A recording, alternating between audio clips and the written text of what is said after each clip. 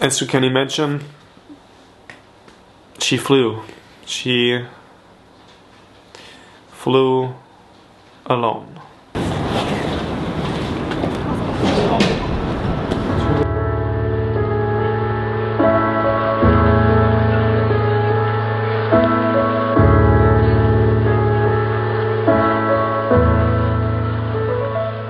I had the problem that I had no accommodation for the night, and the battery of my phone was almost empty, and I also had no internet connection anymore. I ran out of mobile data already a couple of days before. I used on the previous days Fabien's hotspot all the time. So I sat down in the terminal, charging my phone, using their free Wi-Fi, just trying to find an accommodation for the night. At that moment it was something around 8 p.m. and I had all the time the images in my mind of seeing Fabien leaving, going and crying, and I couldn't breathe. I was shaking, I was sitting there alone by myself, and it was just, I just wanted to, I don't know, I just wanted to lay down in my bed in that moment, but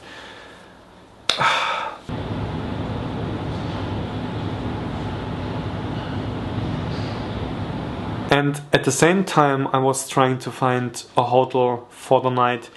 I had no clue what Fabien was dealing with in the exact same moment. So we had this flight from Sydney to Adelaide, and the layover in Adelaide something around 7 hours.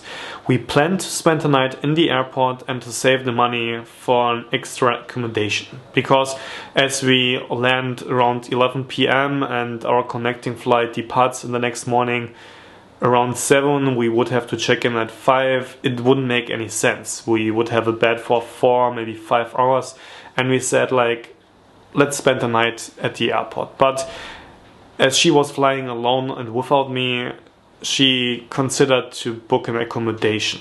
I mean, this whole situation was already super stressful, and she thought an accommodation would help her a little bit to calm down and to relax and just to sleep a little bit.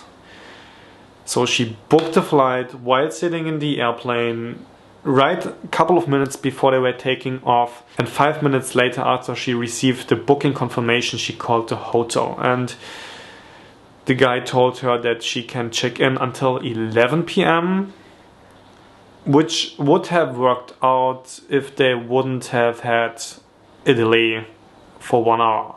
So she basically booked a hotel, paid for the night, but she couldn't check in Adelaide because of the delay from the airline.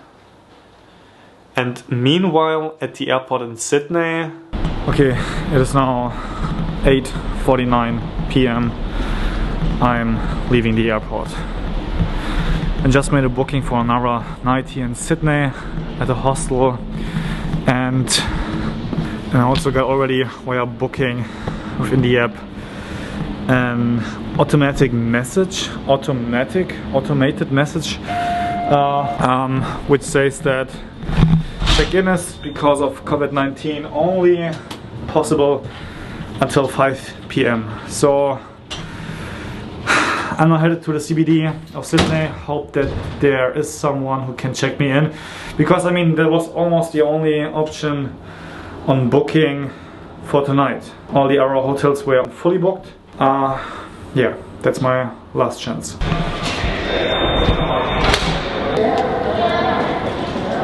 Terminal 1.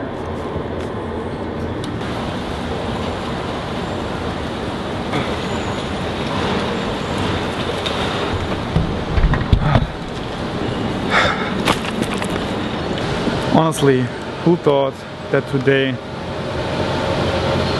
is ending like that?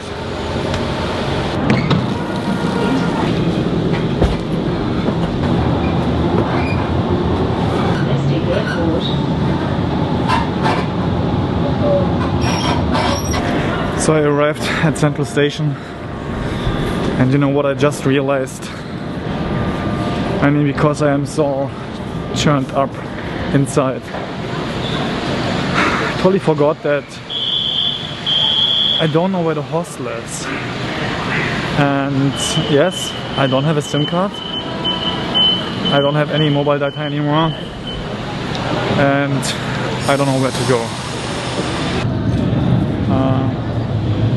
But what is preloaded from the app is the property address.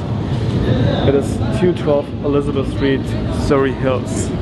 So I know the address. Here, Elizabeth Street. This here must be Elizabeth Street. Terry Street.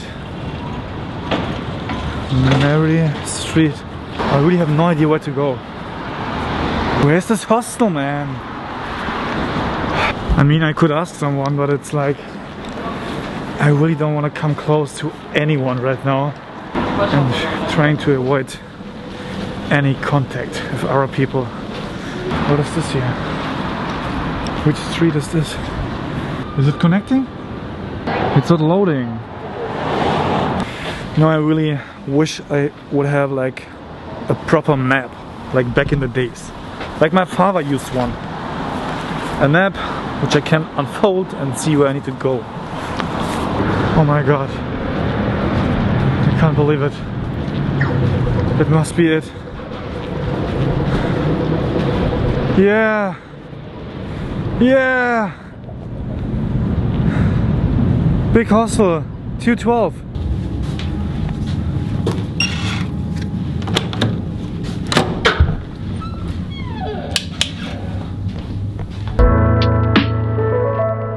And the story could be over here, but there is still more.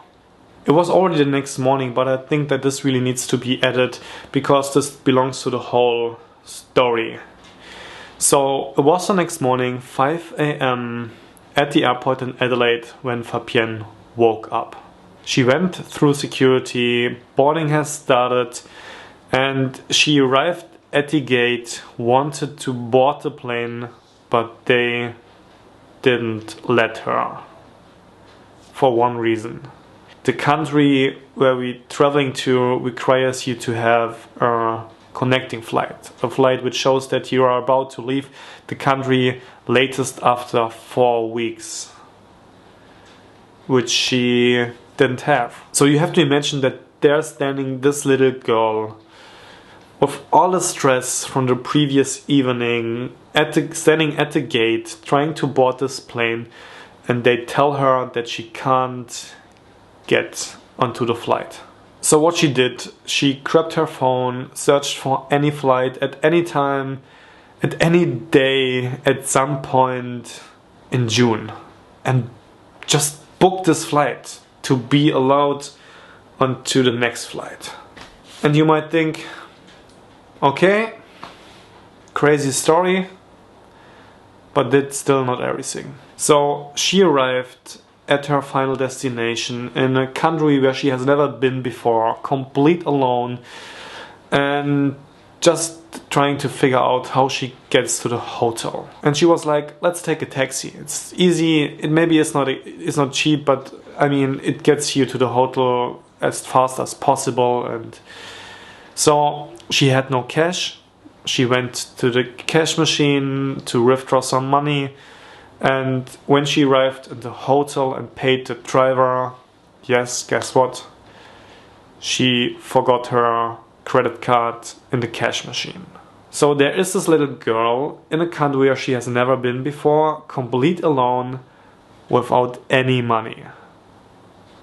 That was definitely, if not the worst day of my life. Just imagine this little girl alone in a country with no money. Oh, God damn.